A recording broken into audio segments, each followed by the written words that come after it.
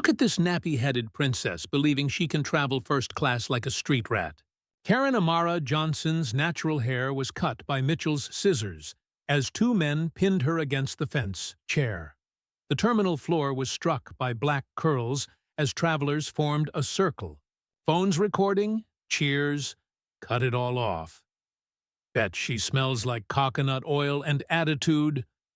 Brad Jensen laughed, purposefully stomping on her scattered business cards. Tyler Walsh moved his live stream camera centimeters from Amara's face. "Y'all seeing this entitled Ghetto Queen getting humbled?" A crowd member exclaimed.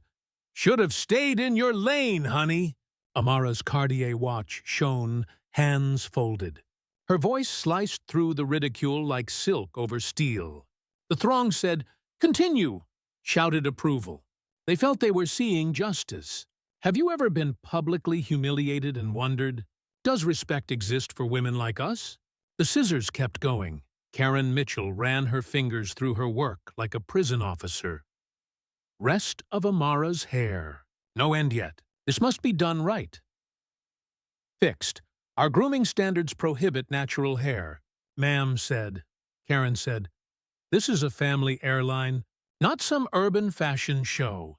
Enforced corporate policy for 15 years. Sweetheart, try appearing like a professional businesswoman next time you fly." Brad Jensen stepped up. He stood behind Amara's chair with his security badge shining. Women always think they can get away with anything. Clean up before leaving. Large hands grasped the headrest. Princess, quiet. Professional haircut. The workplace live broadcast now has 847 watchers after Tyler Walsh altered his phone perspective. He focused on the uneven surface.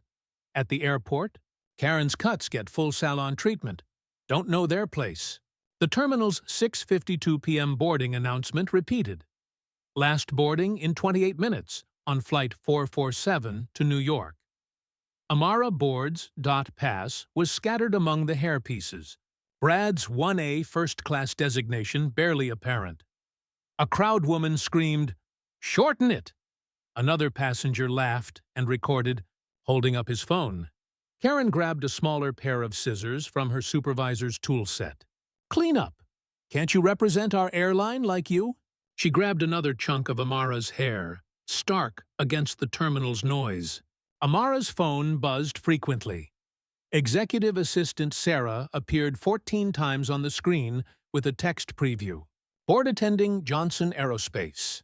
Consulting FAA contract review, Tyler told his 1,247-strong livestream audience, Princess, believes she's important and probably calls Daddy for help. The comments section was full of laughing. Emojis and vulgar ideas on what extra to add. Clipped. Brad observed the scattering of business. Cards and hair clips on the floor, mockingly reading Johnson Aviation Solutions, kicking the Platinum American Express card farther away. Probably sells hair stuff. Crowd laughed. A middle-aged businessman in a nice suit nodded to approve. My taxes undoubtedly supported her attitude. Someone should teach them respect.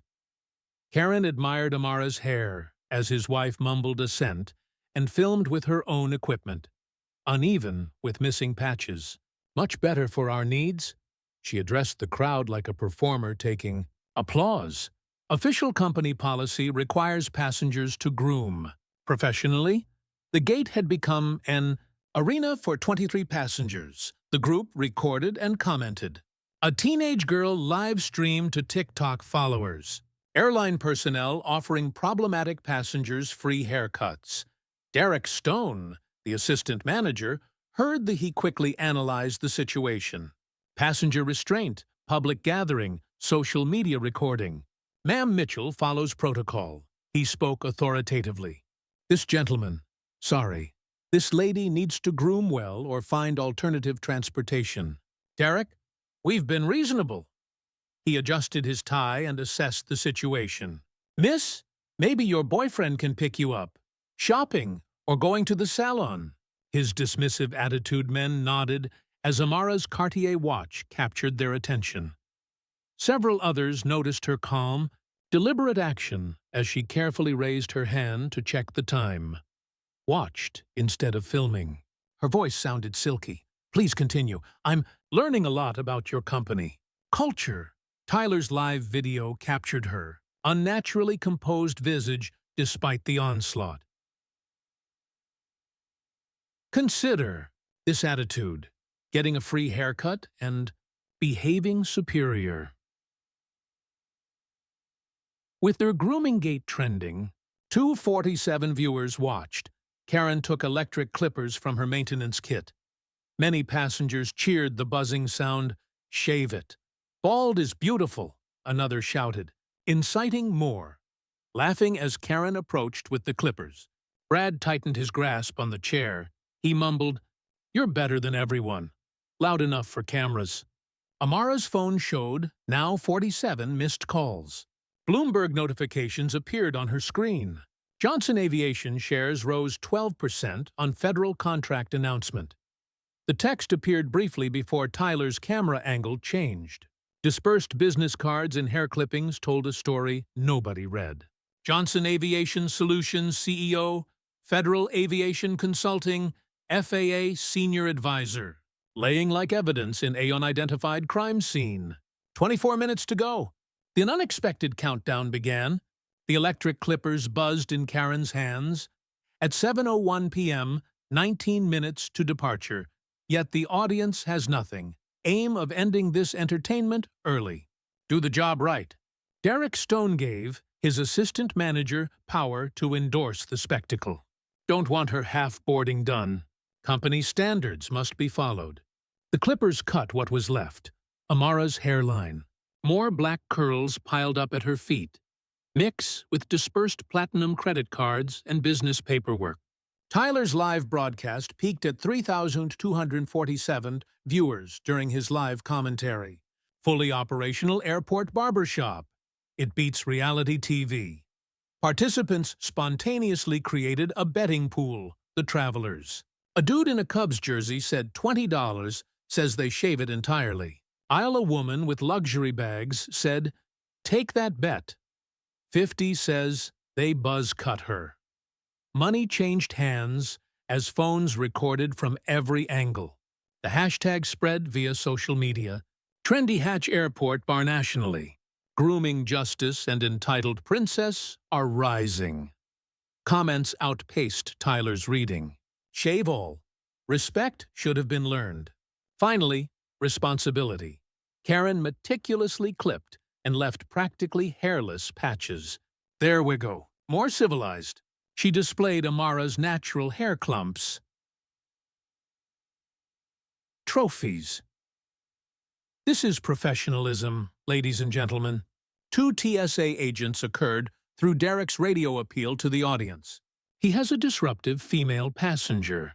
Agent Rodriguez instinctively reached for his handcuffs, unwilling to obey. Grooming standards. Disrupting. "Ma'am, you need to cooperate." Rodriguez completely misunderstood the issue. His companion, Agent Brooks, positioned himself to obstruct escape. Amara stayed put, but the crowd was energized, intensified. Businessman exclaimed, "Maybe now she'll learn some humility." "About time," his wife said. "These women think they can do whatever they want." Someone opposed them. The airport police came at 7:05 p.m., asked for frantic female passenger disrupting public. Officer Patterson examined the situation, an eager crowd filming a black woman sitting patiently, while airline personnel groomed her everything. "What seems to be the problem here?" Patterson asked Derek thoroughly, bypassing Amara. The traveler defied appearance criteria. Derek explained easily. "We've tried to help her meet our requirements, but she's been uncooperative." Brad Jensen laughed, booting more clipped hair. "Look at this disaster. Most likely her first haircut in months. We're helping her." The audience laughed at his wit. Stepping back, Karen assessed her work with professional pride. The scalp of Amara showed through in several places. Choppy, uneven hair. "Perfect. You look like you belong now." not first-class coach. A adolescent influencer appeared, attracting by trending tags. Guys, this is crazy! Broadcasting to her 50,000 followers. This woman is getting a reality check haircut.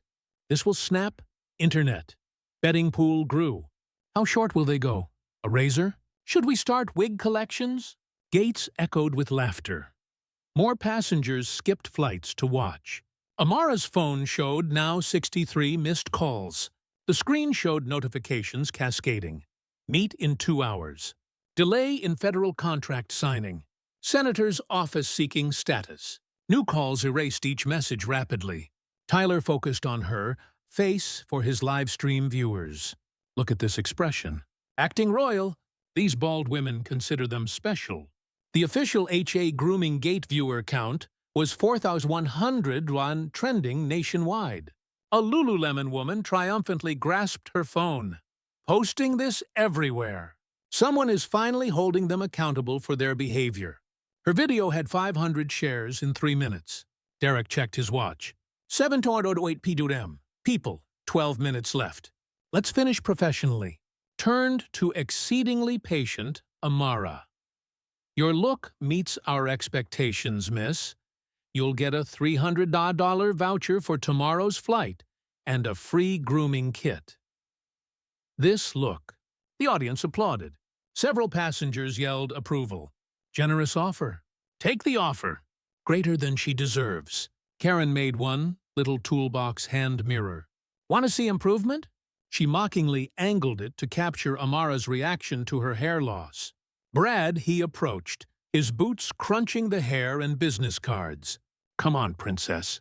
Even you must confess this is better, more genuine, less pretentious. Kicking her belongings pile. Maybe now you'll reconsider being superior. The floor pile told a story. Crowd didn't read. A black hair mixture containing federally sealed documents, business and American Express cards, read CEO, entertainment, though value trumped probe. Airport security cordoned off the area, not protected Amara, but managed the gathering number of spectators. Gate B12's biggest draw was the scene. Arriving guests from other flights witnessed the grooming enforcement. Social media boomed across platforms.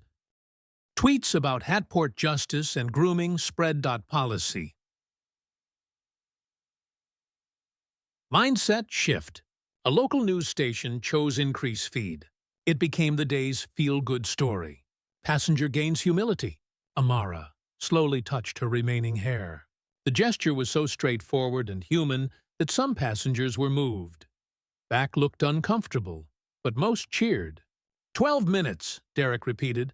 Flight 447, final boarding. Miss, what's your choice? Unread business cards strewn everywhere. Amara's hair was a mass of ruined hair as the phone buzzed urgently. Was building that would change everything. The audience awaited her. Surrender. Tears, apologies, and gratitude for the humility lesson were expected. Nobody knew they were going to see aviation's most expensive haircut. The exact time was 7:09 p.m., 11 minutes before departure. Amara Johnson died anything unexpected. She grinned. Not the defeated smile. Not the anxious smile of a mob appeaser. A chess master who grasped her potential smiled. Opponent had walked into checkmate. Many thanks for this educational experience. She spoke clearly across the quiet gate area. I'd want to make one. Call now. Please give me 60 seconds. People leaned forward, phones still recording, expecting the final humiliation. A desperate call to a lawyer, boyfriend, or mother. Tyler modified his live feed. A businessman mocked, calling daddy to save her? You? The crowd laughed, cameras focusing on Amara's face, seeking tears. Speed called executive command. Sarah, she remarked quietly, start code 7 and authorize Johnson Alpha 7. Miss Johnson, I understand. Full executive override, federal inquiry procedure engaged, all systems responding. Karen giggled uneasily, calling her helper to act important. But her tablet screen flashed and displayed a red message. Executive authority override. Johnson protocol activated. Operations halted. Derek's radio crackled. Life.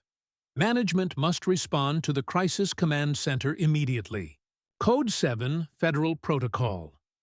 Tyler's confident live stream narration ended midway as his phone screen went blank. Black. Service ended. FIP-proof. Tyler glanced at his lifeless cell phone. Around him, when other passengers' recording devices were disabled, error messages replaced their entertainment. Airport PA system boomed over Terminal B. Attention! Code 7. Executive Protocol suspends gate operations pending federal oversight review. Security personnel report to stations quickly. Crowd energy changed suddenly. Brad Jensen looked around anxiously as phones that had been recording now presented federal override messages. The holiday spirit vanished.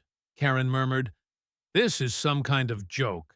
But her boss seemed certain, cracked as airport security moved toward them with determination. Amara stood slowly. She carefully brushed hair clippings from her cream silk blouse. Someone used to command. She found stuff the crowd had overlooked from her strewn belongings. Entertaining frenzy. First, a trampled business card. CEO Amara Johnson, Johnson Aviation Solutions, Federal Aviation Consulting. Wait! The loudest laughing businessman stopped. True! A photo and Federal SEAL ID badge.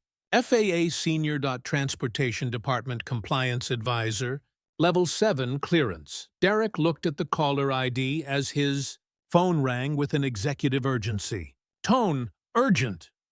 Amara held up a black American Express, card with federal contractor below her name, and a number that made their remaining airline personnel realize the authority they assaulted. Karen's face became white when she realized, "Ma'am, we had no idea. God, what did we do?" Amara chatted with Miss Mitchell.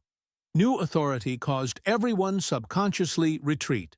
"I've flown your airline for 18 years, as a passenger and the government consultant who created your company's prejudice detection system." After cheering minutes earlier, the audience fell silent. Several passengers backed away. They realized they had seen something more serious than entertainment. "I've brought $4.7 million annually in federal contracts to your organization." Amara collected more. Scattered papers. Each paper added weight to the piled, increasing employee dread. Brad Jensen took multiple involuntary steps back.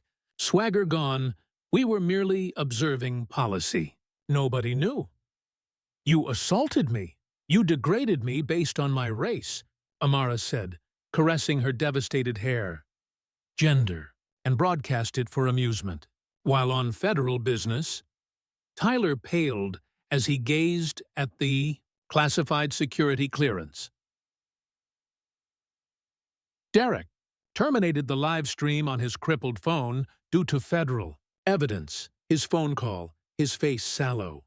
Several airline executives emerged from Terminal B offices by airport emergency measures that hadn't been activated. History, airport security changed completely, realizing government authority. The TSA agents who were ready to restrain Amara now looked like they were long to dissolve into terminal walls. Every word, gesture, laugh.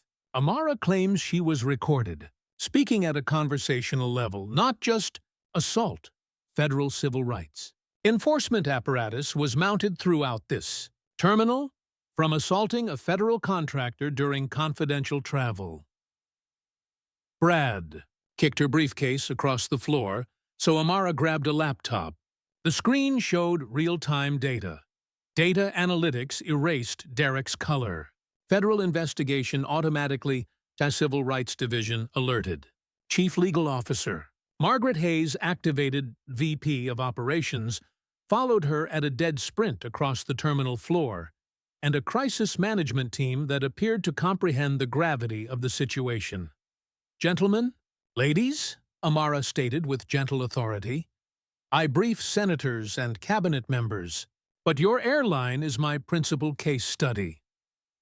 New federal aviation anti-discrimination protocol hair clippings sprinkled around floor, which the throng had mistaken for entertainment trash, now looked like it. Evidence of a federal crime scene.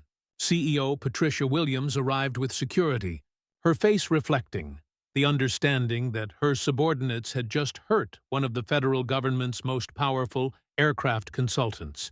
"But I haven't shared the most crucial detail," Amara added. "Smile back. Phase 2 of my federal probe begins." Patricia Williams, CEO, arrived at Gate B12 5 minutes late. For Seven's intended departure time. Her entourage comprised CLO. Robert Brooks, Crisis Management Director Lisa, and Margaret Hayes Park, and corporate attorneys whose sad faces revealed the story. This passenger complaint was unusual. The gate area had become an airport. Security had taped off the area with yellow tape, not to contain Amara. For proof, hair clippings, trampled business cards, and broken recorders created a mess scene of corporate disaster that would appear in federal court. Records, destroyed, hair covered. The floor like black snow as Patricia assessed the situation with government contractor. Credentials and 4 employees as defendants. Scissors were abandoned. Passenger audience that had cheered minutes before surged against security prior to sentencing. Obstacles and federal override systems deactivate their phones. "Miss Johnson," Patricia said, modulating her voice to sound authoritative while acknowledging the fragile issue. "As one businesswoman to another, I'm confident we can resolve it professionally and discreetly." Amara opened her laptop carefully. Precision. Blue light illuminated the evidence-strewn floor as real-time data scrolled across many screens. Civil rights violation standards, federal contractor databases, Windows, investigation trigger systems flashing active. "Patricia, I have 10 minutes to prove corporate accountability before activating federal Step 2 probe," Amara stated with the quiet authority of a cabinet briefer. "This is a federal matter, not a negotiation." 3-year-old Margaret Hayes presented compliance of legal training, overpowering terror. "Miss Johnson, we apologize for any confusion. There's no confusion about business grooming policies." "Misunderstanding," Amara interrupted, her voice piercing business euphemisms like surgical steel, documented federal contractor attack, several recording devices documenting systematic civil rights violations. About 6 federal inquiry triggers that occurred when your staff agreed to force me to cut my hair for public pleasure. A detailed data dashboard appeared on the laptop screen as she turned it toward the executives. Margaret physically retreated. $4.7 million in annual federal funding, consulting revenue from Johnson Aviation Solutions, 31 major airlines using Johnson's bias detection procedures. 89% federal success. Prosecutions. 67% of aviation discrimination cases, intersectional bias against women of color. Amara, your airline isn't my client, touched her hair's ruins with measured force.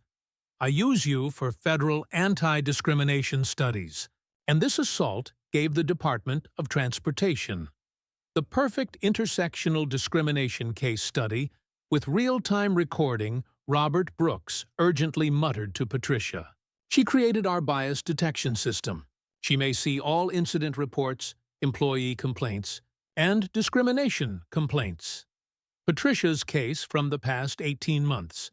If she audits thoroughly, it seemed clear that a federal inquiry would reveal not business records may contain hundreds of unreported discrimination cases. Karen Mitchell stood motionless at the abandoned scissors, her supervisor's confidence gone. Company policy required us to enforce grooming standards. She wasn't aware she was a Level 7 federal contractor. Security clearance for secret. Department of Transportation business, Amara rectified. Eyebrow, arching deadly precision. Ms. Mitchell, federal law ignorant civil rights prosecution doesn't allow assault with forced haircutting of a federal contractor. Under 18 U.S.C. Section 245, Title 7, official travel is several felony, Tyler Walsh held his disabled phone as a lifeline. His swagger disappeared.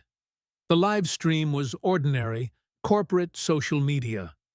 I recorded policy enforcement for training. You broadcast a federal contractor assaulting 3,700 viewers using company equipment and expressing business policy. Margaret Hayes replied, dryly acknowledging the legal disaster including evidence tampering, civil rights abuses, conspiracy to violate federal legislation, and hate crime enhancements. Derek Stone's phone rang again. Board of Directors emergency conference demanding immediate damage assessment. His condescending earlier authority was gone, replaced by the anxiety of losing their career. Brad Jensen tried to repair the damage. Madame, we apologize for any inconvenience. We followed what we believed to be, you physically restrained a federal operative. Contractor. Slashed hair and kicked federal documents across a public terminal, promoting audience participation in humiliation. Amara replied while staring at her laptop. Your procedures constitute federal crimes. Amara switched screens, meticulously illustrating federal regulations. Legal citations flooded the display.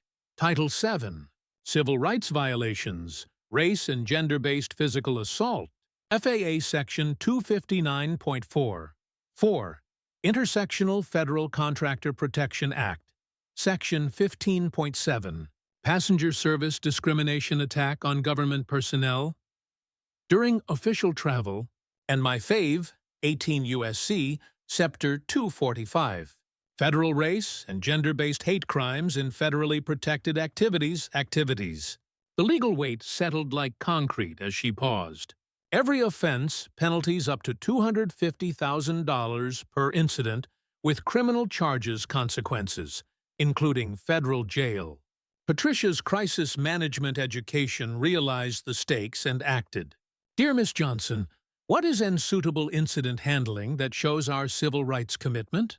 Amara said, I'm not negotiating, calmly, delivering corporate death sentences, presenting federal compliance requirements, 7 minutes to show good faith, cooperation, or I activate comprehensive transportation. Department protocols to investigate every discrimination allegation in your company's history. A shaken Margaret Hayes took out her legal pad, understanding ultimatum dynamics that may ruin the company. Specific compliance requirements? Amara quickly retrieved a pre-prepared compliance from her keyboard, foundation, that implied this encounter was planned, lawful and anticipated. I immediately fired Karen Mitchell, Brad Jensen, Derek Stone, and Tyler Walsh. No severance, no good references, and permanent, future employers can see federal civil rights infractions in their job records. Karen reflexively reached for her supervisor badge as she gasped and sobbed. Please, I have 3 kids and a mortgage. I didn't realize her importance. Just doing my job. Your assault on a federal contractor was broadcast for entertainment when you had 3 children. Amara responded emotionlessly. Your federal law ignorance endangered their financial security. Not my response to your crime. Second, 750,000 direct intersectional discrimination and federal contractor assault settlement. She added, this number evidence of racial bias, gender-based harassment, hair-specific discrimination, and federal contractor status violations. The non-negotiable amount is federal minimum damages. Civil rights statutes. Robert Brooks's computer clicked frantically as he calculated immediate financial impact. 3 to 4 of a million was affordable, but precedent and visibility were shocking for future cases. Third, intersectional prejudice must full customer-facing staff training in 21 days. Diversity sensitivity workshops, not general complete intersectional awareness programs for hair-based discrimination, federal contractor detection, and de-escalation. Training must undertaken by recognized intersectional bias experts. Patricia coldly nodded, acknowledging the company-wide training costs would reach 6 figures. but government inquiry would cost tens. Legal fees alone cost millions. Fourth, immediate implementation Johnson Aviation Solutions intersectional decency protocol at all airports' customer touchpoints. Full installation and 36-month federal compliance monitoring, quarterly federal reporting, and real-time bias detection technologies. Margaret acknowledged strategic brilliance. Amara founded a corporation, required compliance, which solves discrimination and generates long-term revenue using her own tech. Fifth, your public apology personally, Patricia, addressing gender and racial inequality in 12 hours. The statement must acknowledge that hair-based assault violates federal civil rights and commits industry-leading policy changes and intersectional protection standards. Executives exchange glances that matter. Recognizing federal civil rights offenses would have immediate effects: shareholder litigation, multi-agency regulatory scrutiny, and severe competitive disadvantage federal contracts. Sixth, complete managerial promotion pipeline for women of color, roles requiring annual federal oversight reporting, public transparency, and obligatory external intersectional bias and advancement metrics audits by women of color-led consulting firms with public outcomes and corrective action plans federal agencies. Patricia tried final negotiation while knowing it was futile. Ms. Johnson, some of these requirements exceed settlement boundaries and set precedents that could affect industry-wide methods. Perhaps we may discuss modified terminology that accomplish your goals. As Amara's laptop alerted a federal official, the call ended all talk. The Department of Transportation Civil Rights Office. This issue has been monitored for 37 minutes from Code 7 activation. The speaker was responded honestly. Civil Rights Division, DOT. This is Director Martinez. We've reviewed preliminary evidence of the government contractor assault, Ms. Johnson. Investigation protocols await your approval. Federal voice continued. Bureaucratic precision chilled corporate blood. We have proof of Level 7 government contractor assault, evidence tampering via social media, systemic civil rights abuses, and possible hate crime improvement factors. Federal prosecutors advise quick escalation, extensive inquiry with criminal referral unless compliance is achieved within 5 or 30 seconds. Patricia's professional persona collapsed.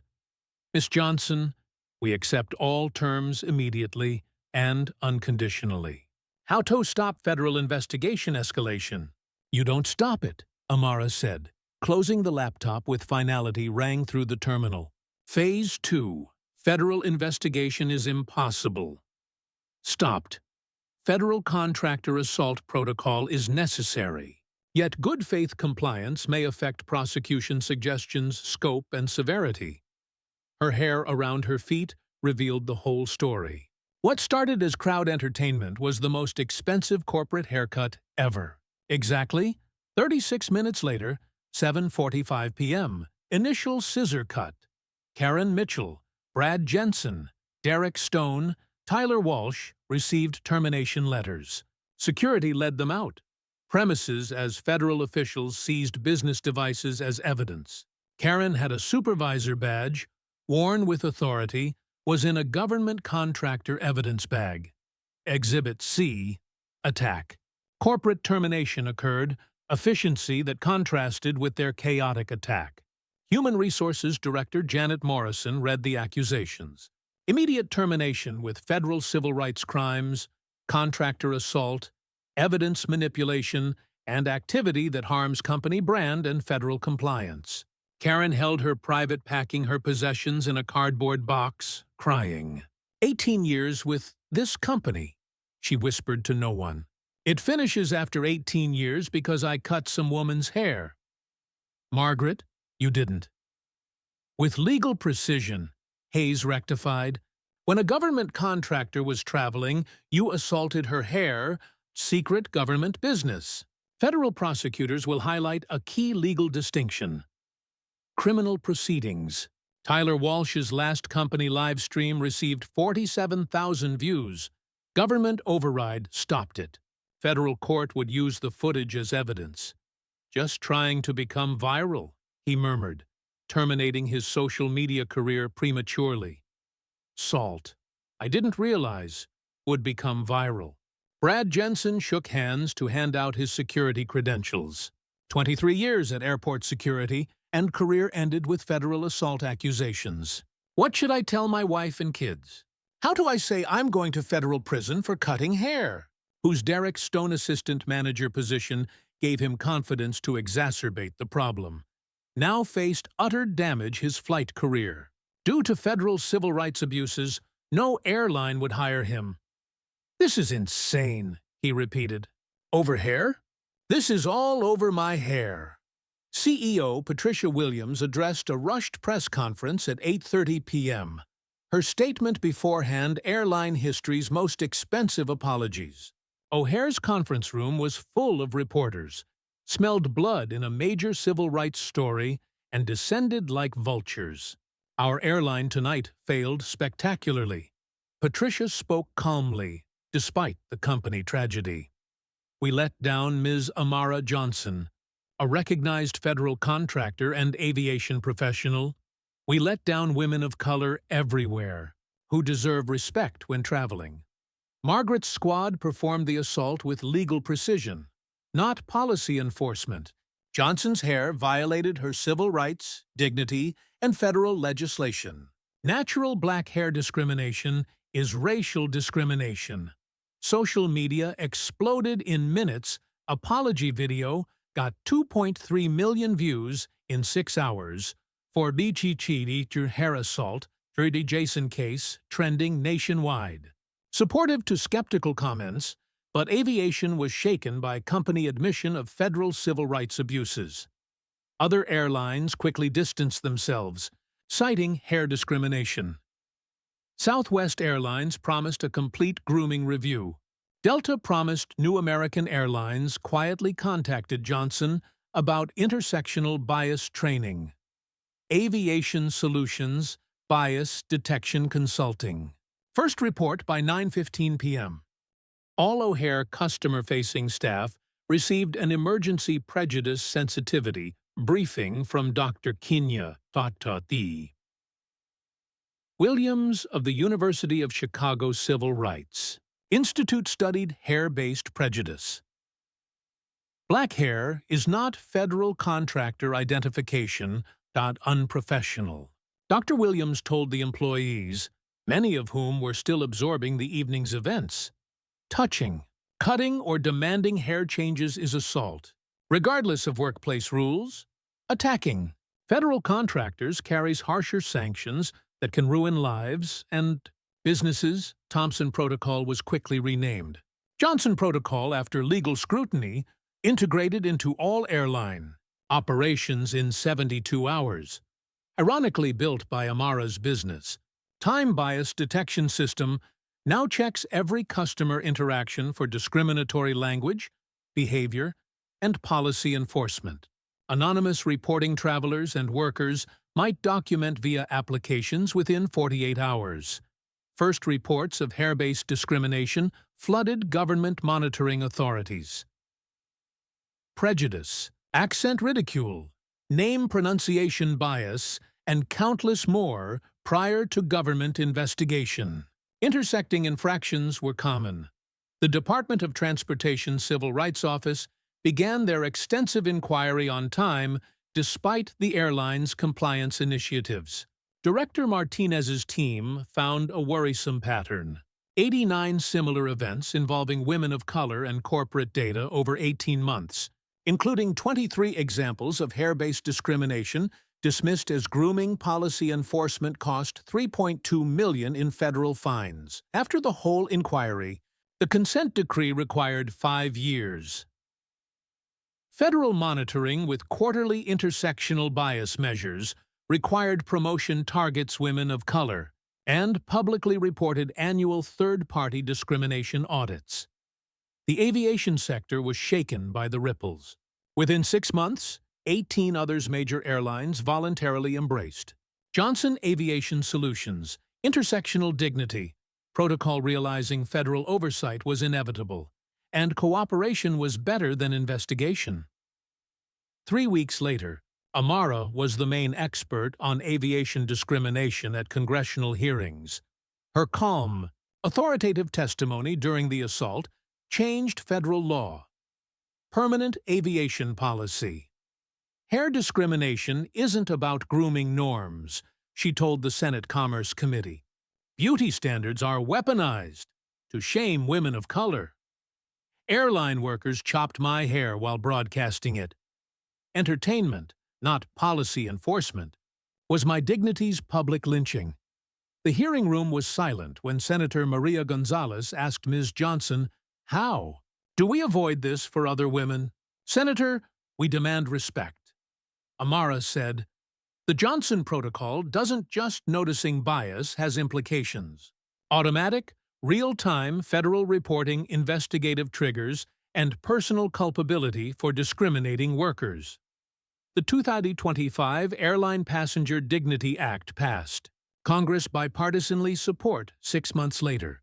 The law, prompted by Amara's assault, federally protected passenger hair, religious attire, accent diversity, and intersectional identity expression.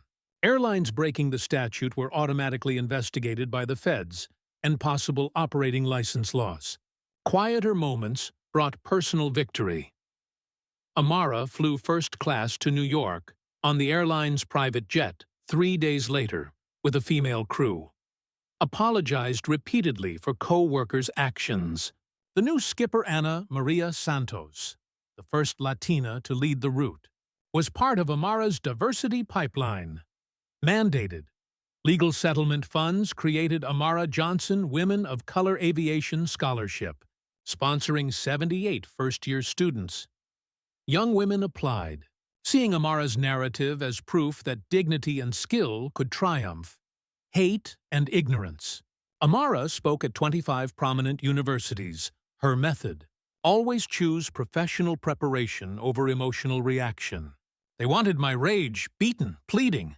Instead, federal authorities responded: assault with systematic change.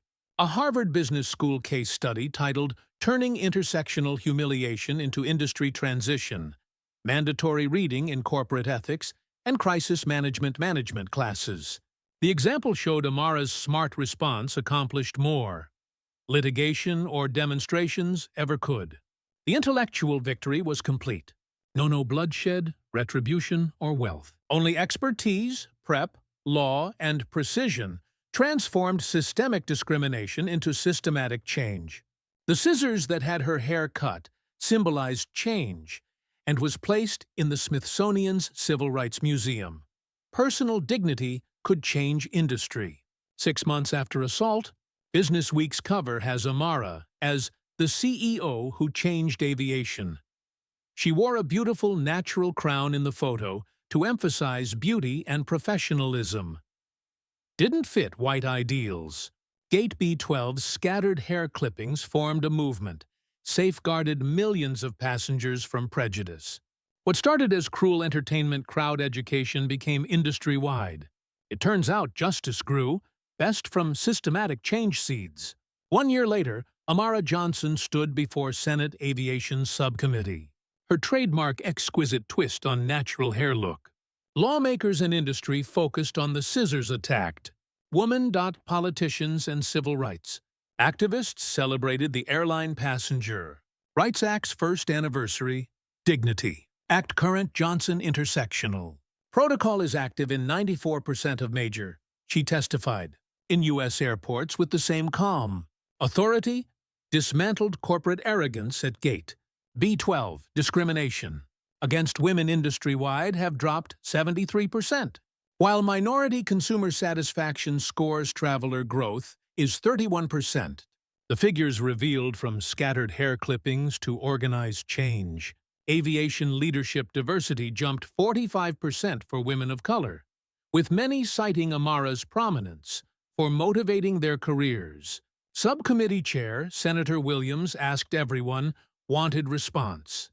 Ms. Johnson, What would you advise other ladies in similar situations? Discrimination. Amara grinned without measured patience, shown throughout her assault. Victory brought genuine warmth. I would remind them preparation beats protest. Proficient is more effective than rage, and systemic transformation outlasts retribution. Beyond aviation, the Amara Johnson Scholarship Fund supported 78 minority women in transportation, technology, and government. Not all recipients got merely financial aid, but coaching from people who knew the excellence-discrimination intersection. Corporate America noticed. Many business, legal, and leadership colleges taught the Johnson Discrimination Response Strategy. Development plans. Companies regularly hire Johnson Aviation Solutions for compliance and more, to gain diversity and inclusion edge. The documentary The Cut That Changed Everything received 3 Emmys, including Outstanding Social Justice Documentary. The film's The closing scene showed teachers teaching American schoolchildren about hair diversity and civic rights, claiming natural black hair was attractive, professional, and legal. Domestic change led to international impact. The EU adopted similar hair discrimination safeguards, citing Johnson. South Africa exacerbated workplace bias. Regulations. Canada required intersectional bias training for federal contractors. A Chicago O'Hare haircut has advanced worldwide civil rights. Personal fulfillment resulted. Unplanned channels. Power of strategic dignity. Amara's TED Talk has been seen. Feted million views across platforms. Girls approached her at airports with accounts of she had taught them about discrimination and strategies. You proved we don't have to. A college student at Reagan National Airport told her to accept disrespect. You proved wise women with prepare to alter the world. The annual Intersectional Aviation Amara created the Women of Color in Aviation Group, which conducted a 5,000-person leadership conference from 47 nations. The conference's mission echoed her views, transforming individual dignity into systemic change via professional excellence and strategic advocacy. Karen Mitchell became a suburban grocery shop cashier. Permanent airline career halted by federal civil rights offenses. In local media interviews, she apologized. I learned too late to realize a person's hair signifies their dignity. I wish May personally apologize to Miss Johnson. Tyler Walsh's live broadcast captured evidence of worked in his family's landscaping business after government contractor assault. His social media centered on teaching youth about discrimination's effects through civil rights education. He said in a documentary, "I wanted to go viral. I got viral unintentionally." Former passengers sued Brad Jensen and Derek Stone. Tenure discrimination. The government probe found widespread bias besides Amara. She strategically responded to dozens of victims seeking legal precedent. Justice established. Change was measured in policy, statistics, culture, and consciousness. Airport workers now undergo annual intersectional dignity training. Federal contractors traveled protected. Colored women felt safer, respected, and more comfortable on flight. Gate B12 scissors were shown. Amara's business cards and the Smithsonian's National Museum of African American History and Culture federal contractor licenses. Her triumph from assault to activism was encapsulated in the exhibit's title. Strategic dignity changed an industry. Personal change was most significant. Amara's regrown hair into a stunning natural crown was more than aesthetic. It symbolized authenticity over assimilation, dignity over obedience, and systematic transformation over personal revenge.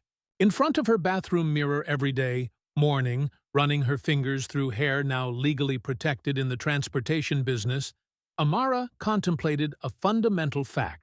Sometimes the strongest response to hatred was architecture, not rage. Systems that blocked others suffering the same humiliation. A lady attacked for her hair exploited the attack to protect herself. Many others' hair dignity, and rights was a legacy. That was fair. Turning personal anguish into methodical progress was powerful. Your voice counts. Your experience counts. Your honor matters. Have you seen maybe preventable discrimination? Prevented by improved systems? Comment your story below. You could start the next systematic change with your experience. Do you encounter intersectional bias as a woman and person of color? Help people with your voice. Realize they are not alone, and that strategic response lasts. Tag a woman of color who needs to see how preparation, professionalism, and tenacity can succeed. Show her mastery is the greatest power.